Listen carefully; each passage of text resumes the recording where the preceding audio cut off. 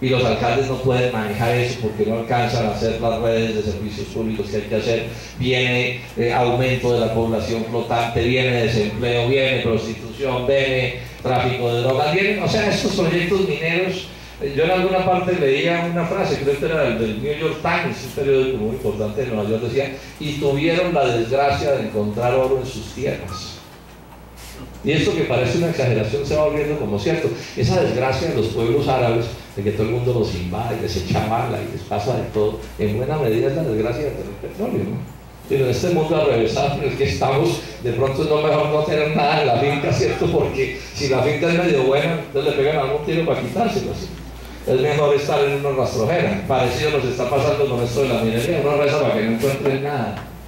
Pues estoy exagerando un poco, ¿cierto? Pero es la manera de ilustrar cómo es de arrevesado el asunto, ¿no? Cómo es de arrevesado el asunto. Los de Bucaramanga lo decían.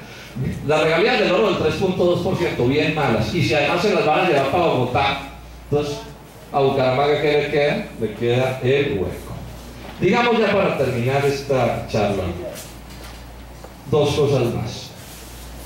La otra cosa a la que el gobierno no le ha puesto mano, y en esto tengo montada también una cantaleta, es el problema de la auditoría.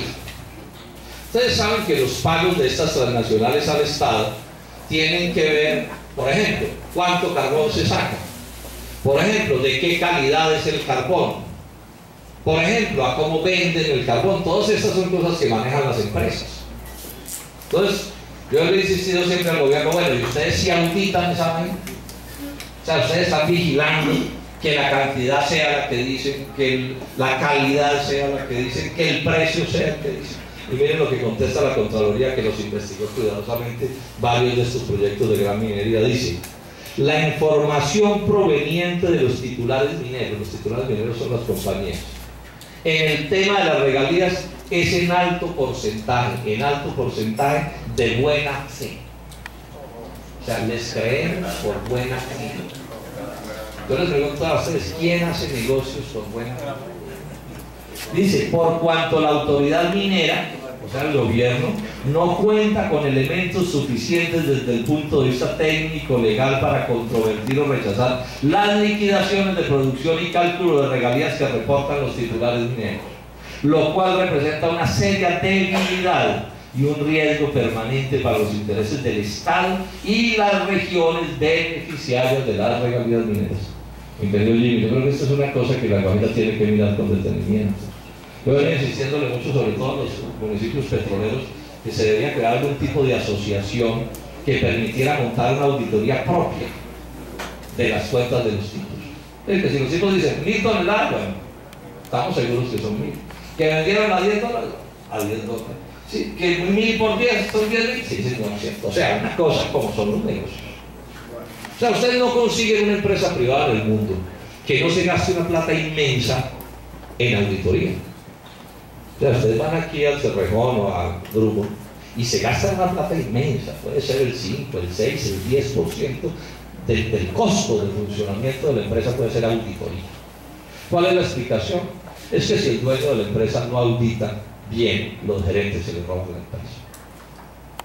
Así de simple. Entonces yo siempre le hago una pregunta al gobierno: ¿por qué si Mr. Drummond o el que sea no cree en sus gerentes? ¿Por qué el gobierno nacional sí le cree a los gerentes de la ciudad? Bueno, ya Mr. Drummond. Sí. Este es un país demasiado mal gobernado. Entonces uno dice: bueno, ¿son estúpidos? O sea, ¿saben muy poco o pues que saben mucho? Sí, ahora yo no creo que nadie que llegue a mandar en algún sitio sea bobo. Eso no sucede. Cualquier cosa podrán ser menos bobos, pero es el tipo de cosas que suceden en Colombia. Terminemos diciendo esto: esta es una lucha muy difícil. ¿Por qué? Porque bueno, está el gobierno nacional, están las transnacionales, está todo el mundo detrás de esta pelea. O sea, estamos desafiando eso a los dueños del mundo. Por ejemplo, esa idea de dejar el 30% de la plata en el exterior, que es una idea que uno... Entonces, Echeverry, que le gusta, se las dice: senador Robledo, eso es el ahorro intergeneracional. yo no sé, ¿saben qué es? Dice, no, hay que guardar la plata en los tiempos de las vacas gordas para gastarla en los tiempos de las vacas flacas.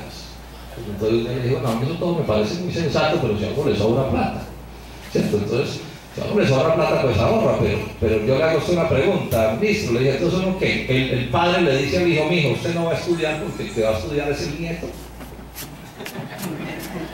Pues sí, ese es un ahorro intergeneracional, ¿cierto? Uno llega a la mujer y le dice, mija, lunes y martes y miércoles no se almuerza en esta casa porque vamos a almorzar todo el viernes y sábado. Miren ustedes cómo te comprar el asunto. Ahora, cuando uno entra al detalle de esto, y no voy a entrar al detalle, ¿sí? ¿Qué es lo que sucede? Tienen que dejar esa plata ya para poderle abrir el camino a la entrada del capital financiero y al capital mafioso. O sea, hay que dejar la plata buena en el exterior, a pesar de que aquí nos hace falta, porque aquí hace falta, ¿cierto? Para abrirle el camino a la plata de los especuladores, a la plata de los narcotraficantes, a la plata de todo el mundo. Este sí que es un debate que se debería dar con toda seriedad, por efectos del tema este de la revaluación de la moneda. Esto, por supuesto, tiene que ver con toda la política del Fondo Monetario, de Washington, del Banco Mundial, del neoliberalismo, libre comercio, etcétera, etcétera. Es un tema que tampoco voy a desarrollar. Les decía, y con esto termino, que es una lucha muy difícil porque estamos en esta pelea. O sea, estamos desafiando unos contradictores muy poderosos. O sea, los gringos y los europeos andan echando bala en Libia, no es porque les preocupen los libios, es porque se están aprovechando de la crisis para quitarles el petróleo, eso es así de simple. Ustedes vieron que le pusieron un embargo a todas las mercancías libias, menos al petróleo. Es una cosa, es que son descarados. ¿Sí? Ya el propio Obama se le dijo, no, eso, por allá estamos defendiendo nuestros intereses, y ya metieron a la CIA y a todo el mundo. Bueno, eso es el pleito que tenemos. Entonces esa es una batalla que ya en la práctica se vuelve muy difícil. ¿Por qué? Primero, digamos esto, el poder en Colombia de los presidentes de la República sobre el Congreso es muy grande. Aquí es, o sea, la política colombiana es muy dependiente del poder del Estado, del poder municipal, departamental, nacional. El gobierno tiene además también una coalición muy grande respaldándolo, ¿sí? Y están aplicando una disciplina para perros, ¿cierto? Entonces, los que intenten deformarse lo amenazan, lo regañan, le echan pullas. Bueno, hay toda una cosa para poner a votar a todo el mundo de una cierta manera, ¿sí? Están los otros intereses regionales. Entonces hay gente que dice, no, quitémosle la plata de la Guajira y llevémosla para otro lado. Entonces eso también hay 9 gente dentro del Congreso. Entonces, en resumen, ¿qué sucede? Miren a esto, mis queridos guajiros. Si esta lucha se queda limitada a lo que podamos hacer en el Congreso, estamos derrotados, como nos derrotaron a todos lo largo del semestre pasado. Ustedes vieron las votaciones. Y son excepcionales los votos. Entonces el Polo y otros poquitos más, muy poquitos, ¿sí? Y eso es lo que va a volver a pasar en estas 4 votaciones que faltan.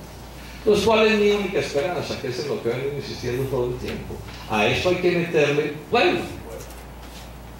O sea, a esto hay que meterle pueblo. ¿En qué sentido? Es decir, bueno, es cierto que el gobierno es el gobierno y el Congreso es el Congreso, pero aquí hay otra gente que tiene que opinar. Los alcaldes, los concejales, los diputados, las juntas de acción comunal, los sindicatos, todos los que van a ser afectados. Ahora, eso lo que pasa es que su opinión no se va a tener en cuenta si no logramos crear organización y movilización y lucha lo suficientemente grande para que se cree, digamos, un bloque de presión, ¿cierto?, que sea capaz de convertirse en interlocutor del gobierno, porque de momento el gobierno viene haciendo más o menos lo que le da la gana. Entonces necesitamos que haya una fuerza lo suficientemente grande que le diga al gobierno, bueno, no, esto aquí tiene quien cuide esta cosa, esto tiene dueño, joven, ¿cierto? Y sentémonos a mirar cómo vamos a hacer con este asunto. Pero eso solo es posible, repito, si generamos una gran movilización ciudadana. Cuando hablo de movilización, pero también de que es una cosa democrática, civilizada, una cosa inteligentemente planeada. Así que le diga al gobierno, bueno, ¿qué vamos a hacer con este asunto? Si eso no lo logramos desarrollar, pues bueno, ahí hasta el último día votaremos en contra, pero es que aquí no se trata de dejar la constancia, sino de llegar a ganar la lucha, a que esto se convierta en una lucha. Ahora, para que eso sea posible, tenemos otra dificultad. es que estamos en pleno año electoral y estas luchas necesitan unidad. Y cuando digo unidad, estoy hablando de unidad, ojalá, y la primera unidad, la de los distintos sectores políticos. Por eso empecé alegrándome por la composición de la mesa, ¿cierto? Sí. Que si nosotros logramos que los distintos sectores políticos de La Guajira se pongan de acuerdo en este tema, pues movemos a La Guajira. Eso es así. ¿Sí? Entonces, concluyo haciéndole un llamado particularmente a los compañeros del Polo, que son sobre quienes puedo ejercer, digamos, llamemos la autoridad, pero algún grado de respeto específico, organizativo por mis opiniones, que aquí hay que desmontar toda forma de sectarismo, de dogmatismo, de enredarnos en cosas que no valgan la pena. ¿Sí? Porque no es posible unirse si traemos al debate otros debates. Y tenemos muchas diferencias, bueno, las tenemos, pero las podemos tramitar en otro momento. Aquí estamos hablando de eso, todo eso estamos unidos, ahora de la puerta para allá, bueno, discutimos otros temas. De otra manera es imposible.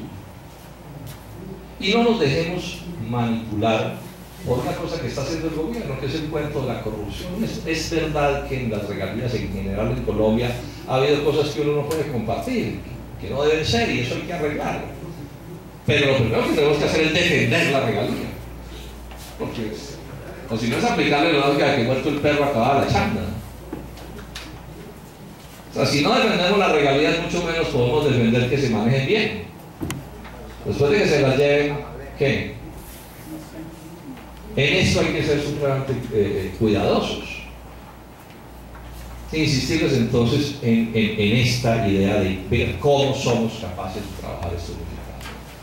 Yo insisto, si logramos que todos los sectores políticos del departamento se metan en eso. Ahora, la lucha no la estamos dando solo aquí, hay comités constituidos aquí, en Santander, en Meta, yo he estado recorriendo el país y en todas partes la cosa se está moviendo. Y si en estos días le ponemos el acelerador al asunto, ¿sí? y se mantiene esa coordinación, existe una coordinación nacional, se están planteando tareas, etc. Si eso lo movemos así, yo estoy seguro que el asunto puede cambiar. Yo les termino diciéndoles esto, yo soy optimista, yo pienso que esta es una batalla que puede terminar agigantándose y que puede terminar ganándose. Muchas gracias.